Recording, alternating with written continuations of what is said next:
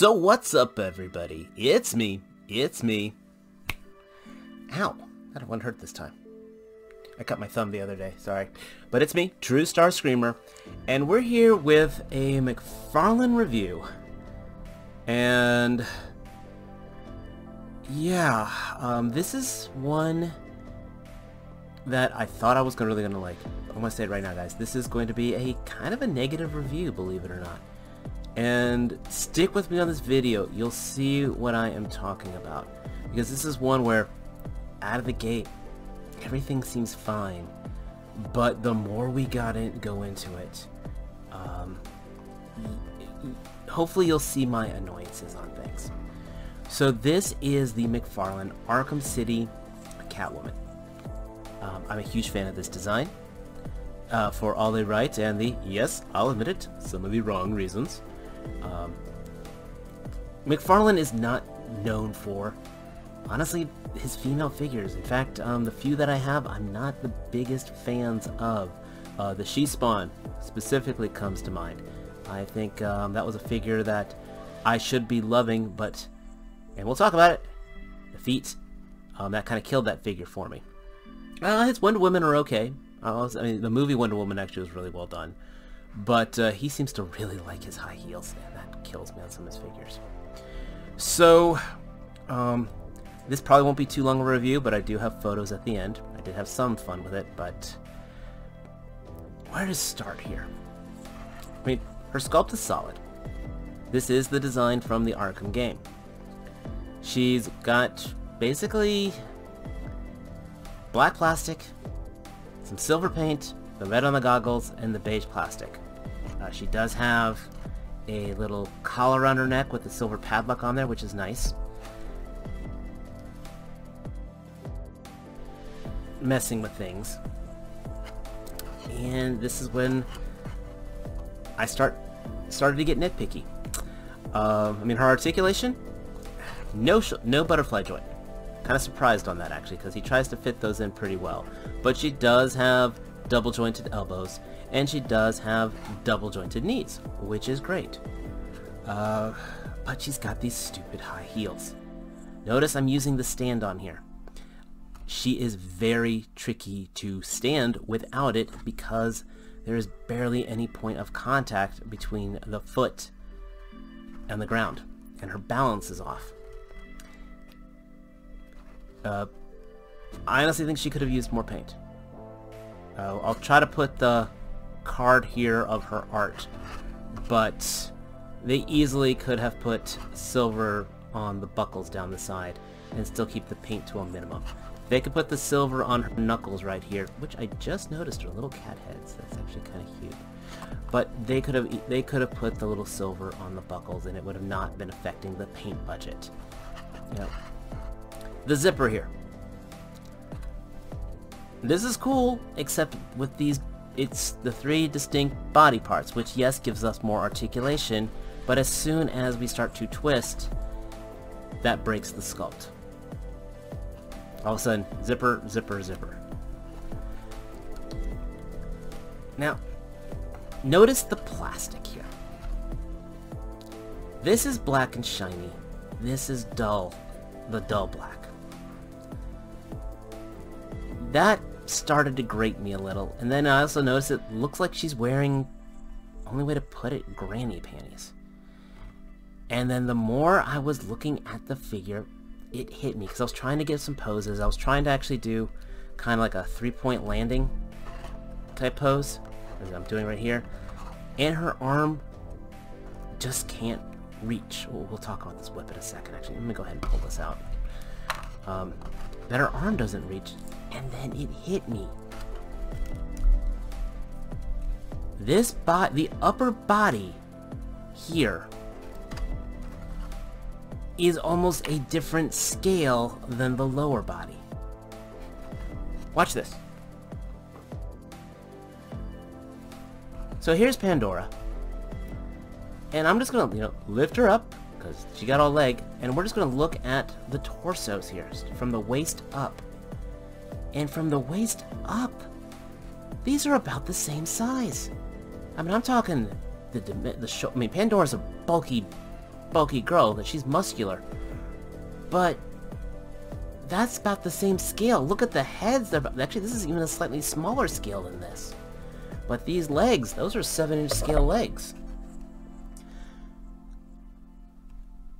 I'm almost wondering if when they were hit the button in the factory for these molds that this was going to be a true 6-inch scale figure that was scrapped. Because also when you look at with the whip's handle is a lot thicker than this hand is, so it's almost like it's almost comically large in there. But I put that down to her shin. That's actually scaled okay. I honestly think that this top here is scaled to 6-inch. Even the plastic's all different. Well, this is the usual Todd McFarlane 1/12. It's almost like they took the parts from part A and a figure B and just tried to put them together. I mean, okay, from the back it looks okay, but again, yeah, there's lots of jokes about this. But once I realized this scale, again, more 6-inch scale versus 6-inch scale torso, 7-inch scale leg, I really can't enjoy this figure anymore. I mean, tell me you don't see it. Not even just the plastics differences. I mean, the thing is, I love this face sculpt. It's a great face sculpt. This collar, I'm a little ticked off at. I feel like it's actually popping out of there, that really annoys me. Mcfarlane, you know, he's not scared to give the curves that Hasbro seems to be as of late. So, no complaints. I mean, there's actually a little bit of cleavage there. Hey, it's there. Cool. Yay. She got the curves. She got them thighs. But I'm seriously wondering if I could heat this up and actually split this from the torso and put that on a 6-inch figure. Like almost like a Baroness figure, and I'll bet it would be to scale. So yeah, there's not much I really want to talk about this, because once I came to this realization that it's like I'm getting two different figures, it wasn't cool for me anymore. I mean, I saw some great shots with this, and I do have pictures of her, but take that out of there. I mean, she's even got a little toe bend on there. But once you start maneuvering her and trying to get her into a pose, it just doesn't look right. Because again, her arm is just disproportionate. Her thighs are almost, her upper leg is almost the size of her entire arm.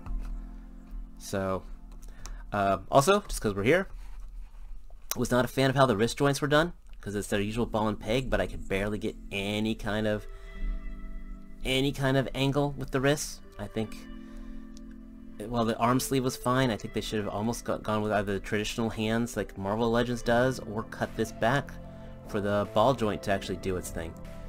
So, yeah.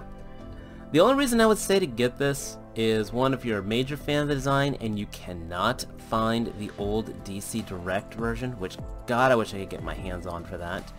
But, you know, years later, I had the opportunity and I missed it. Because I bet it's a better figure. Hold on.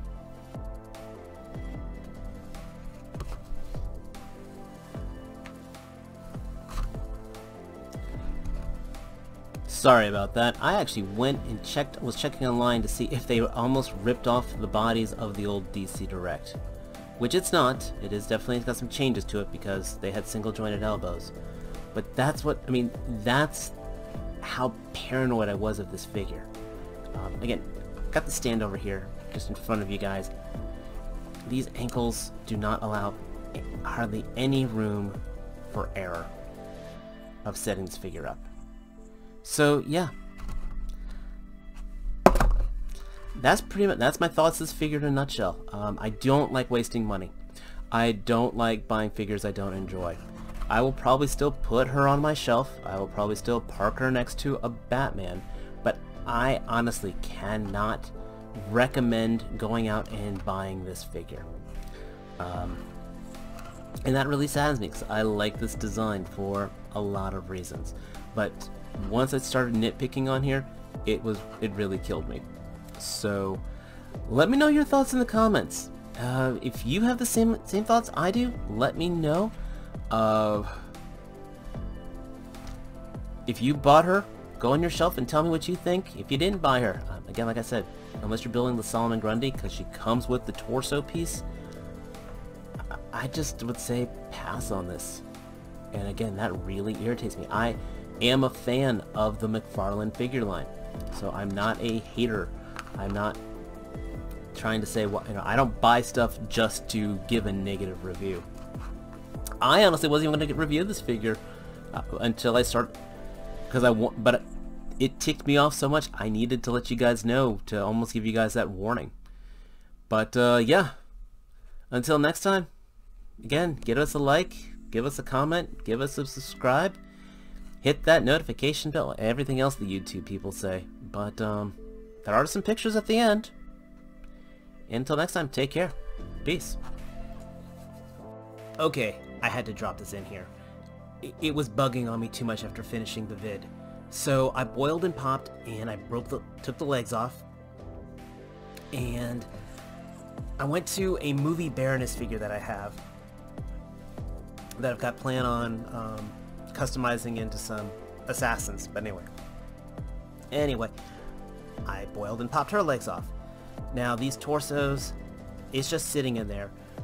Her ball peg torso is actually larger than the pin that's in there. But look at this.